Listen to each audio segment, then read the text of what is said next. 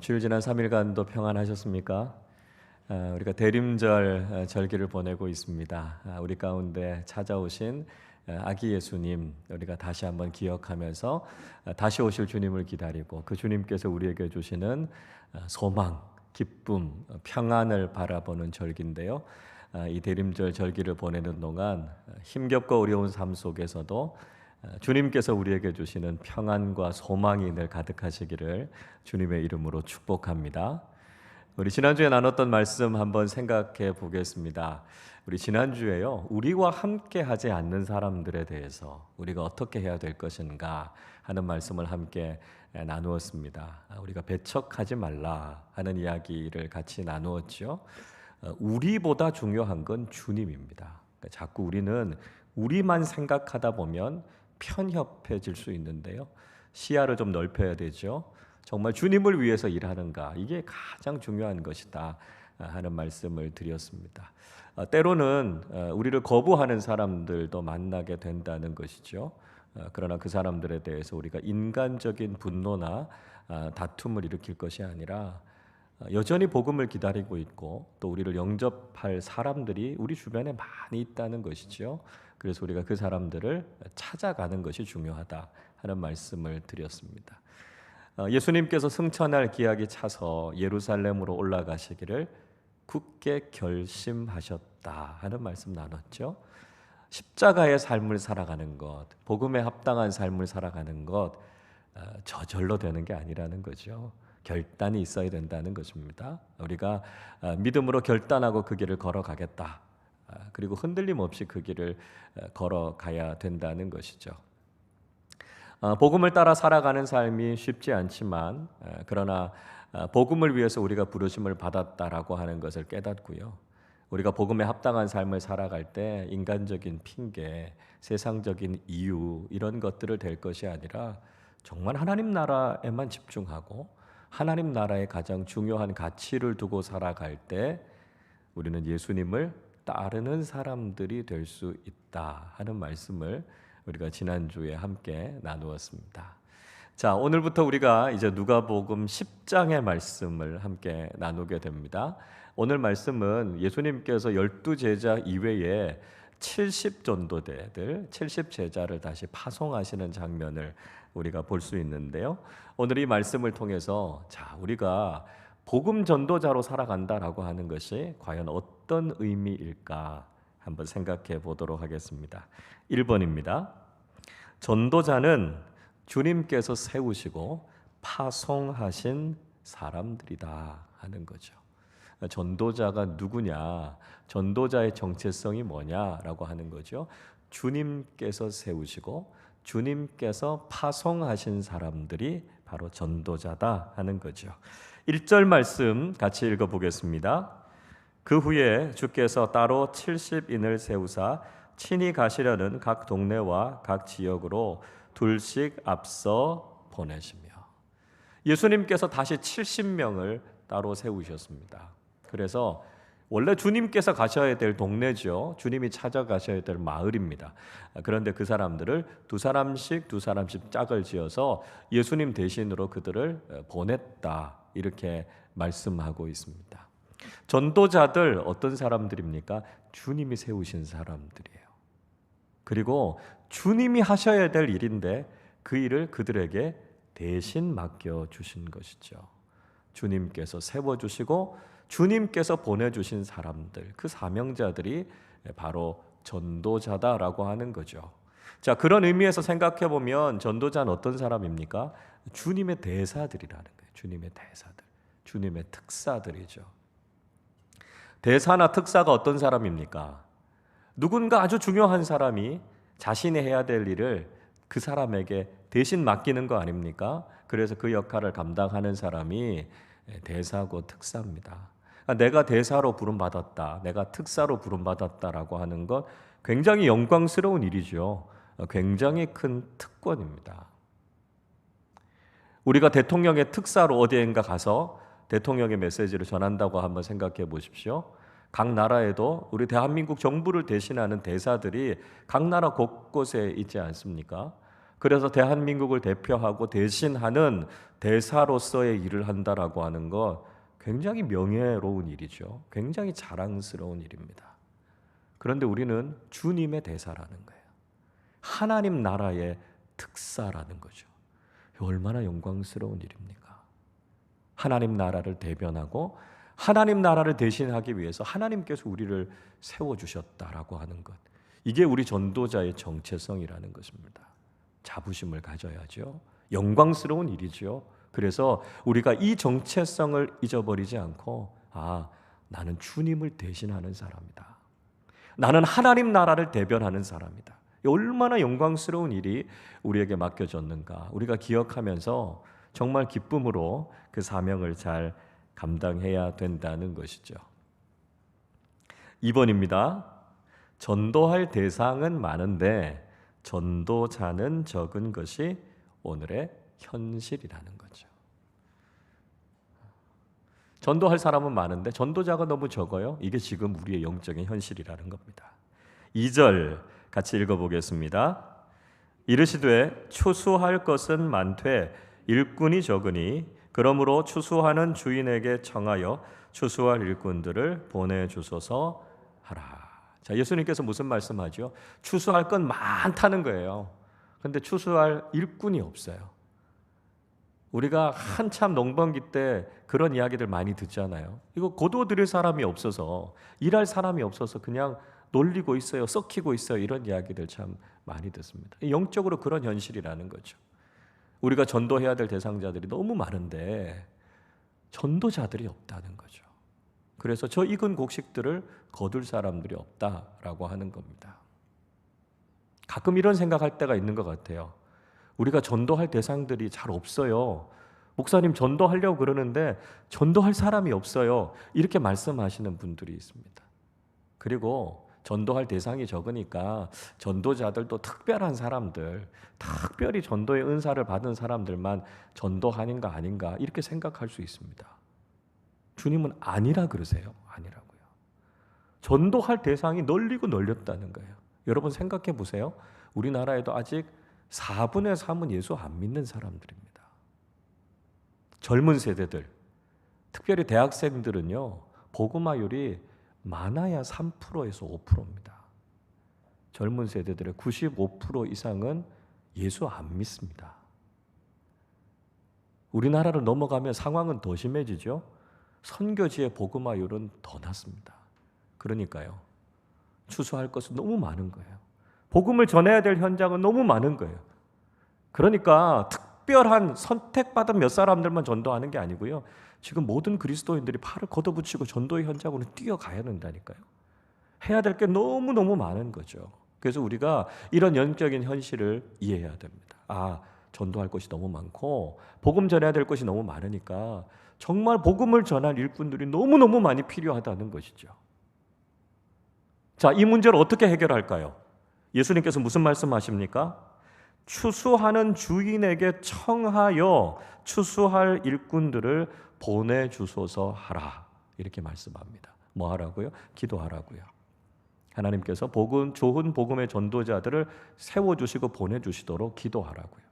자, 우리 이렇게 생각할 수 있어요. 일꾼이 적으니까 우리가 좀 열심히 해야 되지 않을까? 우리가 막 의지를 가지고 해야 되지 않을까? 그러나 여러분, 가장 중요한 방법은요, 하나님 앞에 무릎을 꿇는 겁니다. 하나님, 저를 좋은 복음 전도자로 세워주십시오. 복음 전도는 내 의지 갖고 하는 게 아니거든요. 내 경험, 내 지식 갖고 하는 게 아니거든요. 주님께서 우리에게 주시는 복음을 향한 불타는 열정, 주님이 나를 보내주셨다라고 하는 확신, 이 마음을 가지고 있는 추수할 일꾼들, 복음 전도자들을 세워주셔야 그들을 통해서 주님께서 이 귀한 일들을 감당하게 하신다는 것이죠. 그래서 여러분, 우리가 먼저 기도해야 됩니다. 하나님, 저를 좋은 복음 전도자로 세워주시고 보내주십시오. 하나님, 우리 아름다운 교회가 복음을 전하는 좋은 추수꾼들 될 수 있도록 우리를 영적으로 무장시켜 주십시오.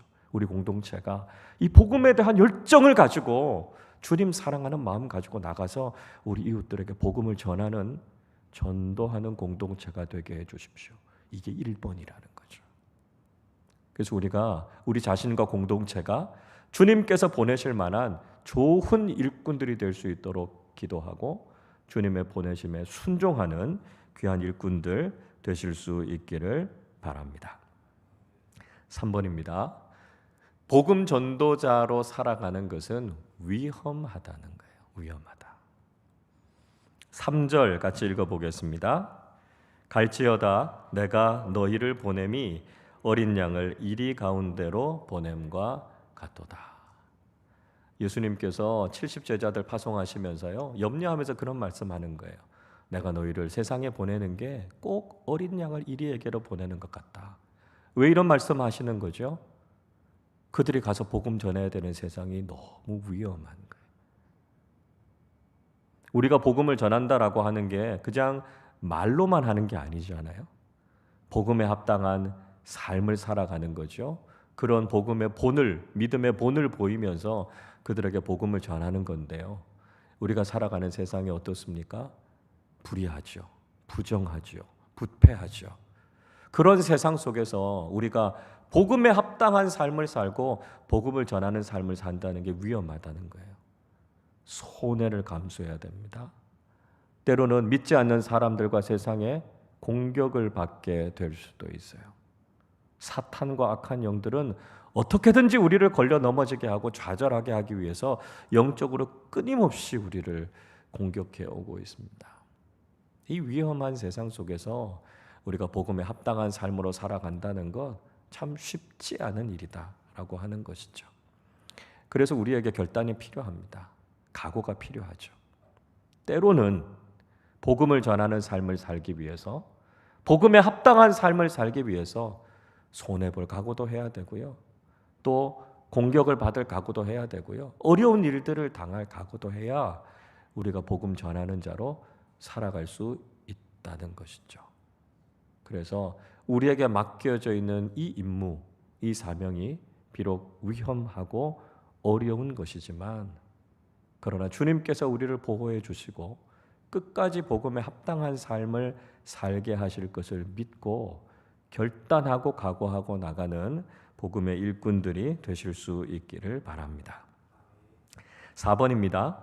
복음 전도자는 세상의 가치를 의존하거나 허비하지 않는다 하는 거죠.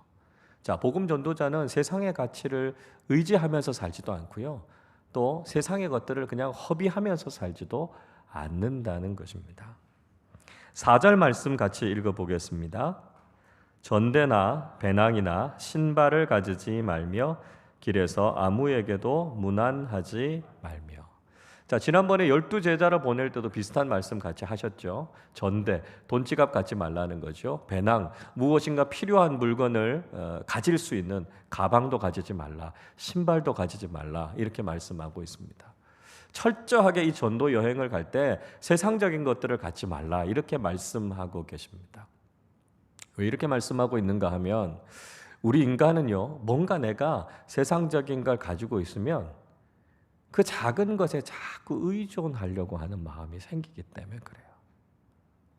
내가 힘이 조금 있으면 내가 가지고 있는 힘, 그거 붙잡고 의지하려고 하는 마음이 생깁니다. 내가 돈이 있고 소유가 있고 명예가 있고 건강이 있고 세상적인 그 무엇을 가지고 있으면 자꾸 거기에 의존하려고 하는 마음이 생긴다는 거죠. 아니라는 겁니다. 우리가 복음에 합당한 삶, 복음을 전하는 삶을 살 때 우리가 믿어야 되는 건 복음의 능력입니다. 복음의 생명이에요. 세상적인 다른 가치가 전도하는 게 아니고요. 오직 복음의 능력, 오직 복음이 가지고 있는 그 생명이 놀라운 구원의 역사를 일으킨다는 것이죠.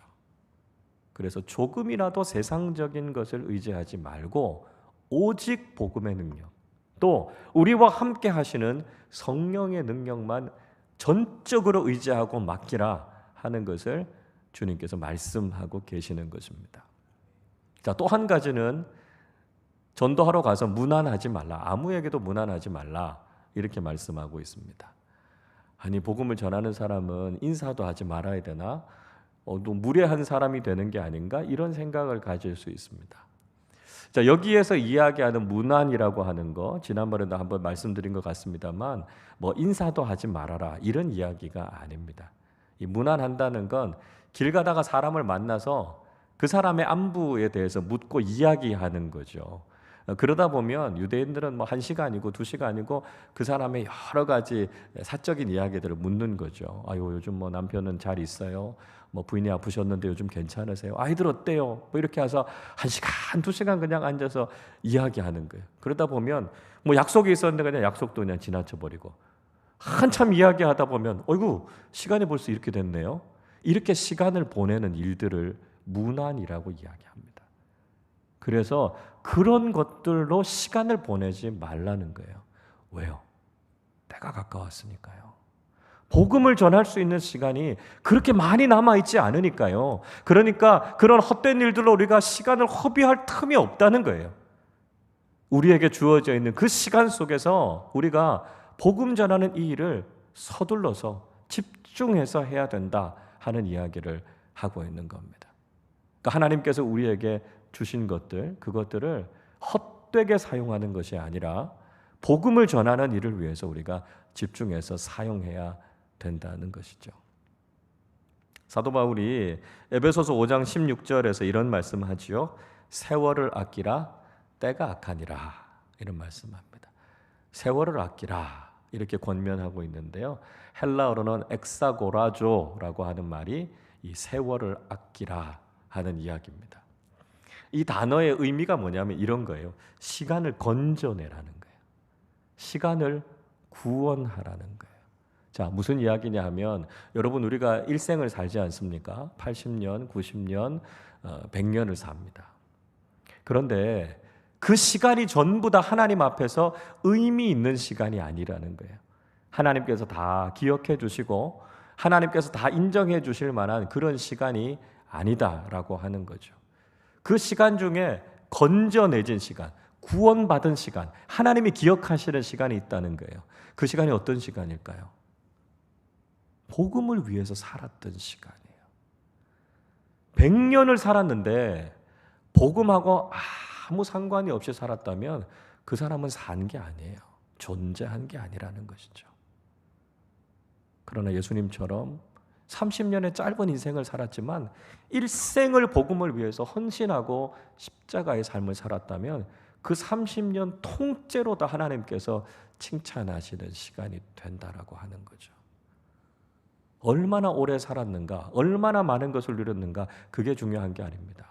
얼마나 우리가 시간을 건져냈는가, 하나님께서 기억하실 만한 인생을 살았는가, 얼마나 우리의 시간은 구원을 받았는가.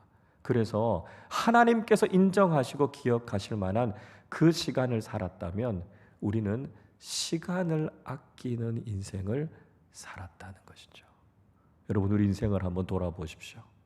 하나님께서 기억하시고 정말 하나님께서 인정하시고 평가하실 만한 시간, 난 얼마를 살았습니까? 엑소고라죠. 우리가 건져낸 시간, 하나님께서 기억하실 만한 시간 얼마나 됩니까? 우리에게 주신 것 우리가 허비하지 않고 정말 주님 앞에 인정받고 칭찬받는 믿음의 사람들 되실 수 있기를 바랍니다. 5번입니다. 복음 전도자는 평안을 전하는 사람이라는 거죠.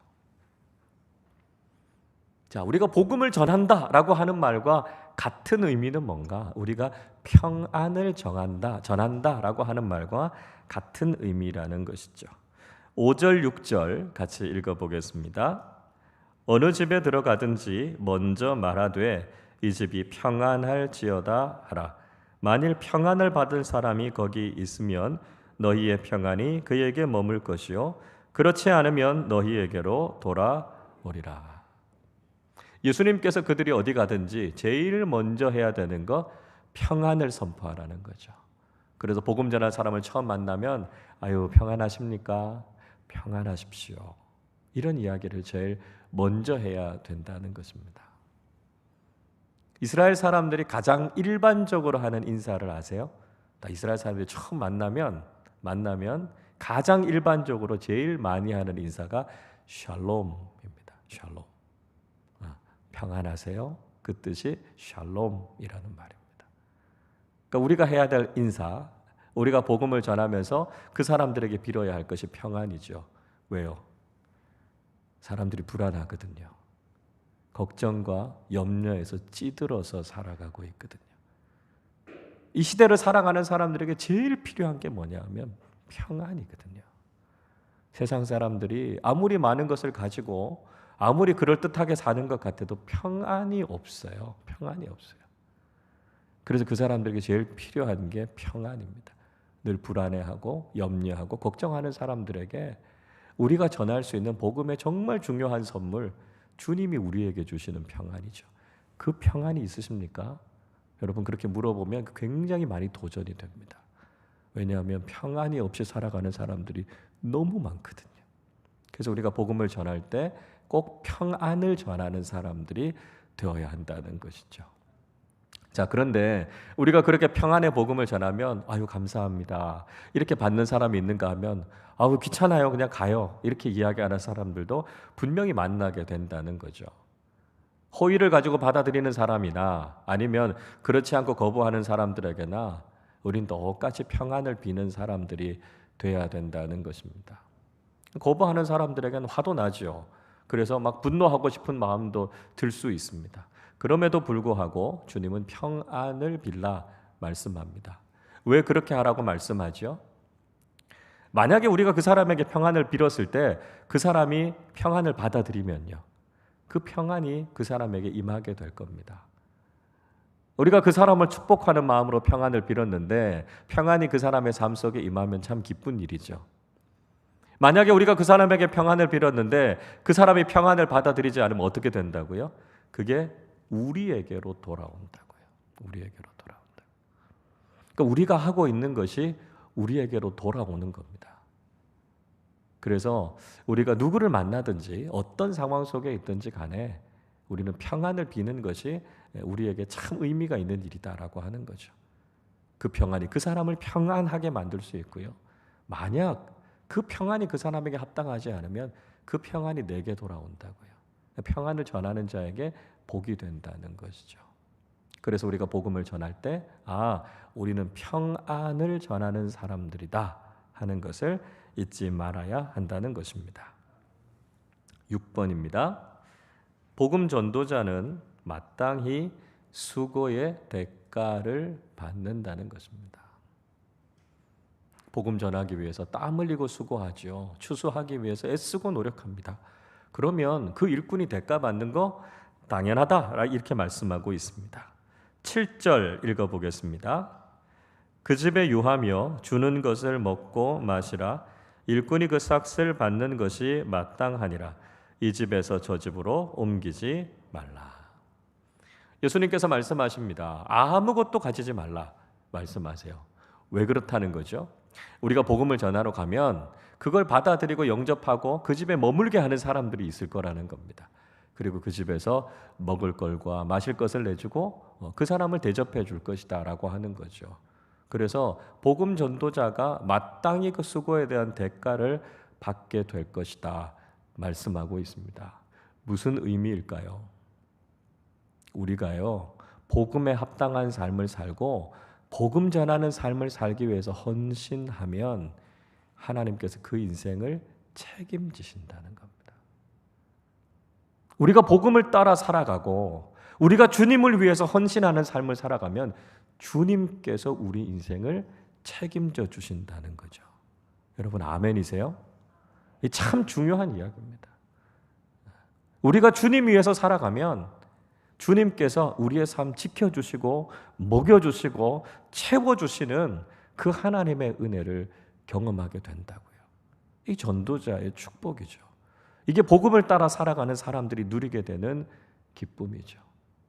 우리 자신을, 우리의 삶을 주님을 위해서 복음을 위해서 드리면 주님께서 우리의 삶을 책임져 주시고 이끌어 주시는 은혜를 경험하게 된다는 거죠.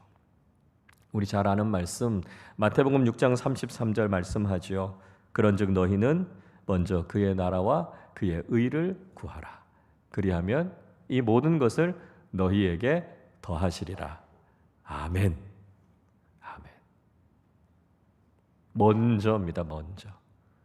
주님의 나라와 그의 의를 우리가 먼저 구하고 그렇게 살기로 결단하면 이 모든 것을 우리의 삶에 덤으로 채워주시는 하나님의 은혜를 경험하게 될 줄로 믿습니다.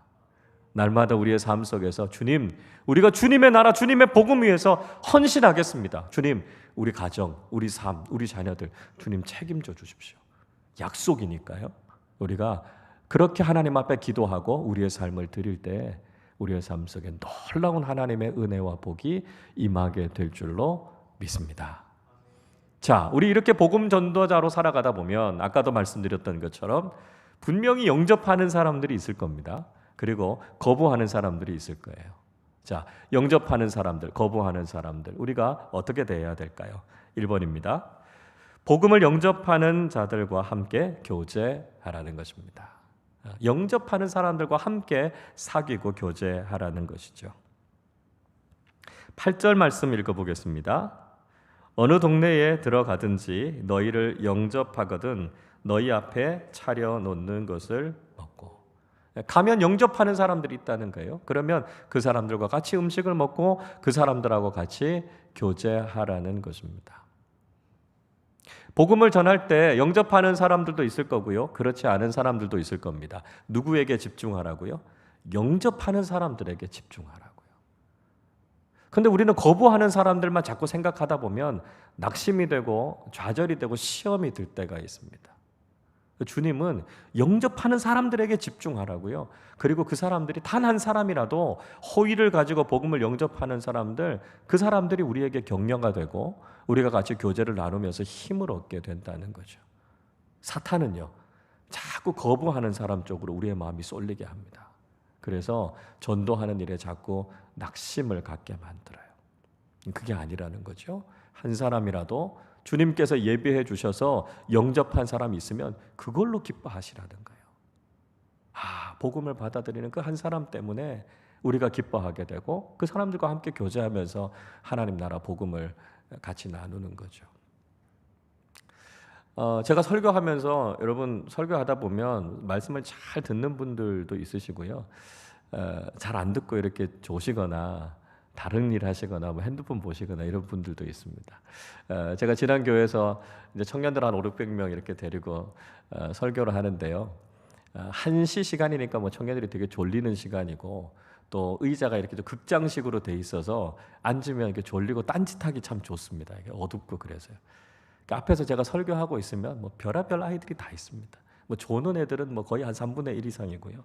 핸드폰 보는 애들, 옆에 이야기하는 애들, 딴짓하는 애들 굉장히 많습니다. 제가 누구 보고 설교할까요? 제가 딴짓하는 그 청년들 보고 설교하면 저도 시험이 들어서 설교하기 되게 어렵습니다. 설교할 때 저랑 눈이 마주치고 또릿또릿하게 말씀 듣고 있는 아이들 몇 명을 제가 딱 집어서 그 친구들이 이렇게 돌아가면서 보면서 설교합니다. 그러면 저도 막 힘이 나요. 여러분, 우리가 복음을 전할 때 누구에게 집중해야 될까요? 많지 않더라도 복음을 받아들이고 영접하는 사람들이 있습니다. 기쁨으로 전해지는 복음을 들으려고 하는 사람들이 있어요. 그 사람들과 함께 교제하고 복음을 나누는 것이 중요하다는 거죠. 그럼 우리가 격려를 받고 정말 힘을 내서 복음을 전하는 삶을 살게 된다는 것입니다. 2번입니다. 복음을 영접하는 자들에게 하나님 나라의 일을 경험하게 하라는 것입니다. 영접하는 자들에게 하나님 나라 일을 경험하게 하라 하는 거죠. 9절 말씀 같이 읽어보겠습니다.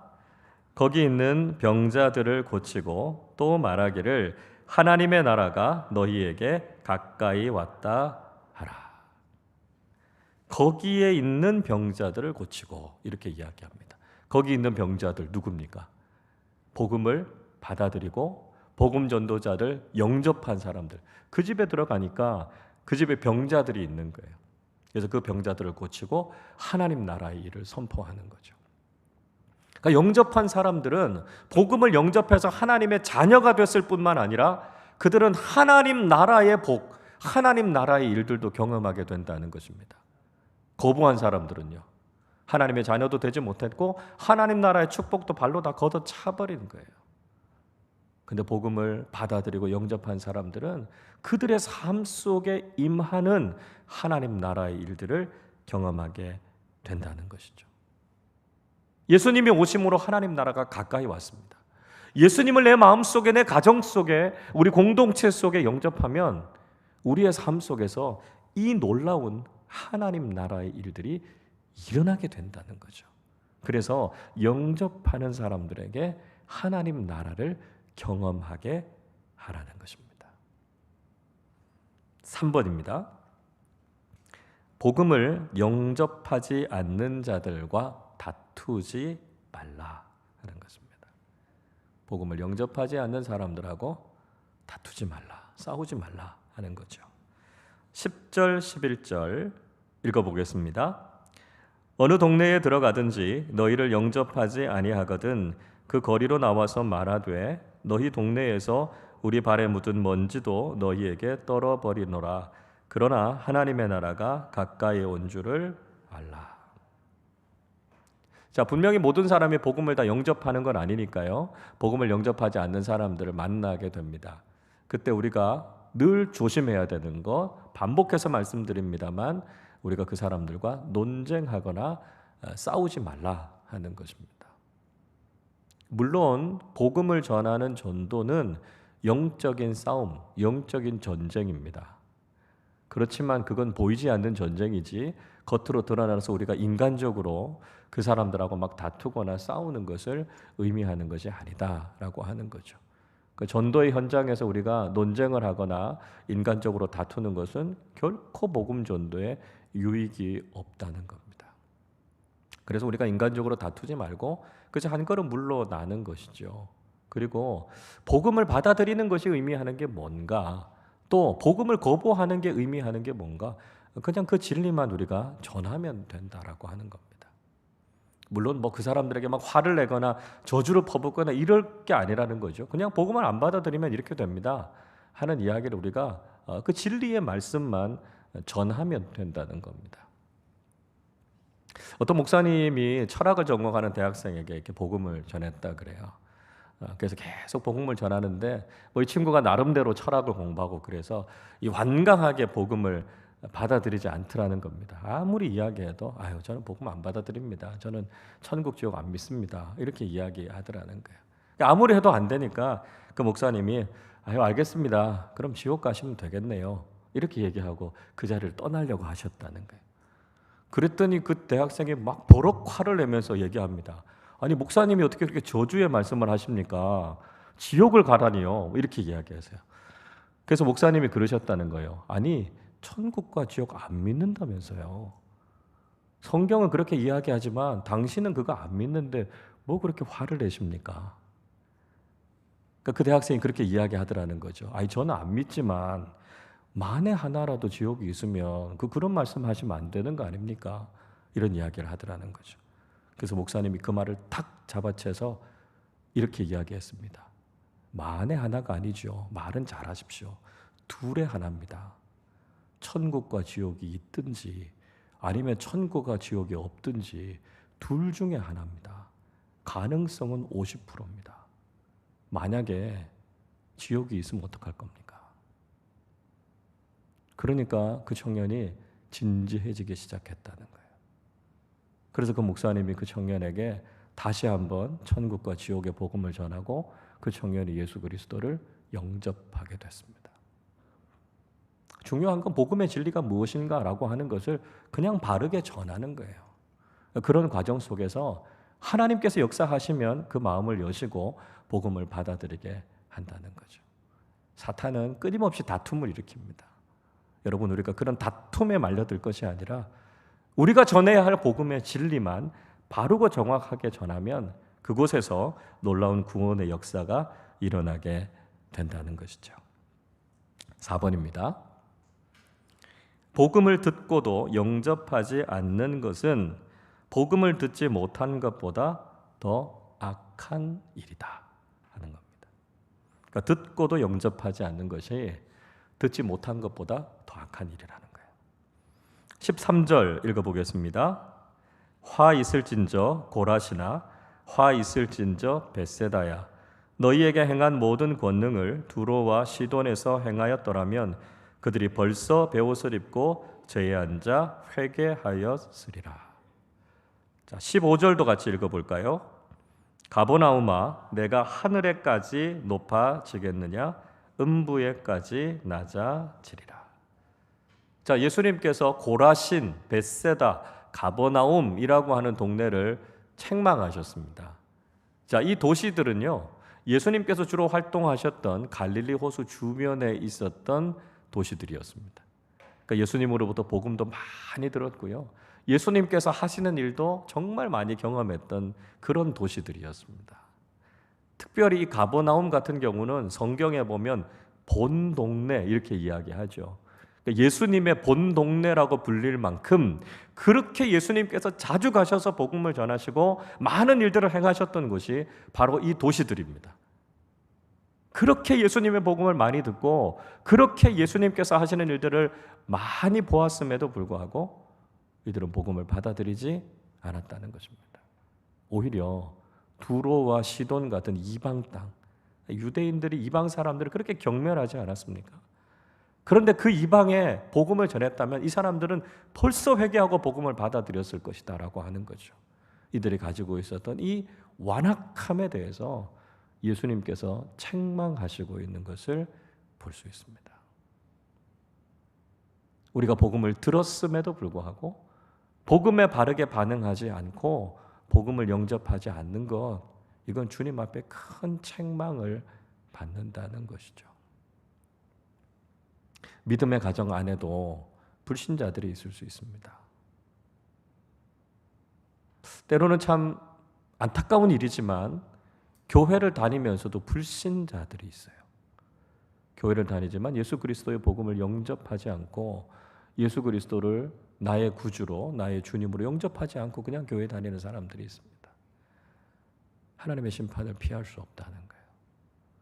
우리의 복음을 가까이에서 들음에도 불구하고 복음을 받아들이지 않고 복음 앞에서 우리가 바르게 반응하지 않는다면 우린 주님의 더 큰 책망을 받을 수도 있다는 것입니다. 우리 자신을 돌아보셔야 됩니다. 나는 정말 예수 그리스도를 구주로 모시고 복음에 합당한 삶을 살아가고 있는가? 나는 복음에 정말 가까이에 와 있지만 그러나 아직도 나는 복음을 믿음으로 받아들이지 않고 불신자처럼 살고 있지 않은가? 우리 자신에게 주시는 책망의 말씀일 수 있습니다. 다시 한번 우리 자신에게 이 말씀을 질문해 보고 우리가 그 말씀 앞에 바르게 반응하고 믿음으로 주님을 영접하고 살아가고 있는가 늘 우리 자신을 점검하실 수 있기를 바랍니다. 5번입니다. 복음을 전하는 자를 받아들이지 않는 것은 하나님과 예수님을 거부하는 것이다 하는 거죠. 복음 전하는 전도자를 받아들이지 않는 것, 그것은 하나님을 받아들이지 않고 예수님을 받아들이지 않는 것이다 하는 거죠. 16절 같이 읽어보겠습니다. 너희 말을 듣는 자는 곧 내 말을 듣는 것이요 너희를 저버리는 자는 곧 나를 저버리는 것이요 나를 저버리는 자는 나 보내신 이를 저버리는 것이라 하시니라. 예수님께서 보내신 이 70 전도대들, 이 제자들의 말을 듣는 것은 예수님의 말씀을 듣는 것과 똑같다 이렇게 말씀하고 있습니다.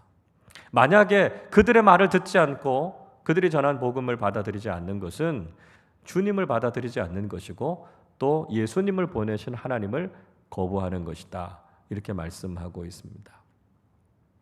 복음을 전하면서 우리가 마음이 상할 때가 있죠. 그건 우리가 복음을 전했을 때 그 사람들이 복음을 거부하면 마치 내가 거절당하는 것처럼 느껴지기 때문입니다. 그러다 보면 낙심이 생길 수 있죠. 좌절하는 마음이 생길 수 있고요. 자존심이 상하게 될 수도 있습니다. 그러나 그때 우리가 이 주님의 말씀을 생각해야 되는 거죠. 그 사람들이 나를 거부하는 게 아니라는 거예요. 주님을 거부하는 것이고 복음을 거부하는 것이고 예수님을 보내신 하나님을 거부하는 것이다 라고 하는 것이죠. 그래서 우리가 복음을 전할 때 그 사람의 마음 가운데 주님을 받아들이고 영접할 수 있는 그런 마음을 주시도록 우리가 기도하면서 전하는 거죠. 하나님께서 그 마음을 준비시키셨다면 기쁨으로 그 복음을 받아들일 겁니다. 그러나 여전히 그 마음 가운데 악한 영들이 자리 잡고 있으면 복음을 받아들이지 않을 겁니다. 거부할 거예요. 그러니까 우리를 거부하는 게 아니고요. 그 마음 속에서 하나님과 예수님을 거부하는 것이다라고 하는 거죠. 그래서 그 마음이 열려지지 않는 것을 보면서 우리가 안타깝게 기도해야 되고요. 하나님께서 그 마음을 열어주셔서 예수 그리스도의 복음과 하나님을 믿음으로 받아들일 수 있도록 기도하는 거죠. 복음을 전하는 삶을 살아가면서 우리가 이런 여러 가지 어려운 상황들을 만날 수 있고 또 거부하는 사람들을 통해서 낙심하는 마음들을 만나게 될 수 있습니다. 그러나 복음을 염적하는 사람들 우리가 기쁨으로 함께 교제하고요. 거부하는 사람들이 있더라도 그것 때문에 낙심하거나 시험에 들지 않고 우리가 해야 될 것은 우리에게 맡겨주신 복음, 우리가 최선을 다해서 충성스럽게 복음 전하는 사명을 감당하는 것입니다. 그러면 하나님께서 복음 전하는 우리의 삶을 선하게 이끌어 주실 것이고요. 예비한 영혼들을 만나서 주님의 복음이 그들을 변화시키고 구원받게 하는 놀라운 일들을 경험하게 될 것입니다. 주님께서 우리를 복음의 전도자로 사명자로 세워주셨습니다. 추수할 것은 너무 많고요. 일꾼은 너무 적다. 탄식하시는 주님 앞에 우리가 다시 한번 복음 전도자로 충성스러운 사명자로 잘 세워져서 주님의 마음에 기쁨이 되고 예비된 영혼들을 주님 앞으로 인도하는 귀한 사명자로서 쓰임 받으실 수 있기를 주님의 이름으로 축원합니다. 기도하겠습니다.